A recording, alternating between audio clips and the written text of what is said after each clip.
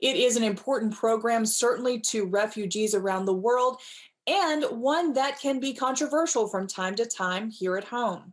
And for more on what we can expect at the hearing, we're joined by Gail Manchin, who serves as chairwoman of the U.S. Commission on International Religious Freedom. Gail, thank you for joining us. Jennifer, great to be with you this morning. Thank you. Gail, the U.S. Refugee Admissions Program was created in 1980. What is the purpose of this program?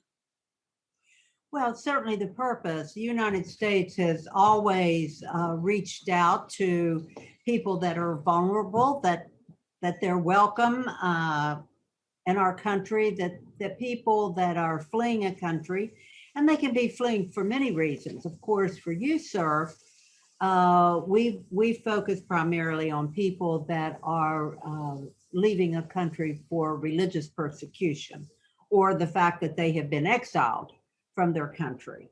But millions of people, in fact, 3 million people have actually resettled in the United States in 2019.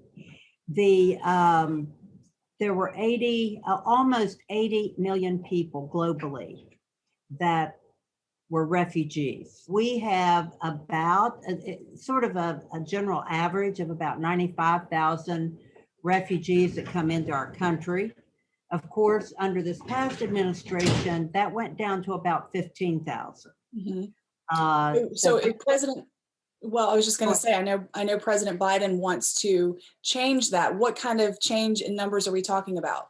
Yes, so President Biden in this new fiscal year wants to raise that to 125,000. And of course, that will be a welcome change. I mean, the United States can't urge other countries to accept refugees and to work with refugees coming into their country and not be a model themselves. What are the criteria? I mean, I know there was criticism years ago under the Obama administration that we were letting in lots of Muslim refugees, not so many Christian refugees. And, you know, I mean, who's keeping score, right? Persecution is persecution. But how do we determine, I guess, if people are facing religious persecution, if they should be allowed to come in?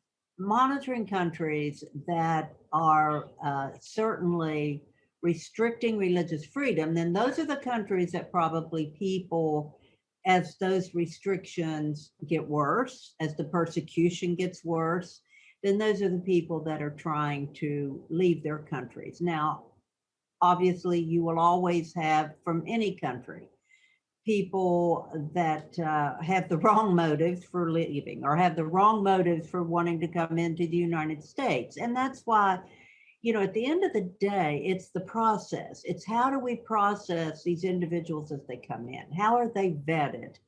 And then how do we provide that humanitarian support? You're right about that. And we will certainly be watching the hearing tomorrow. Gail, as always, thank you so much for joining us.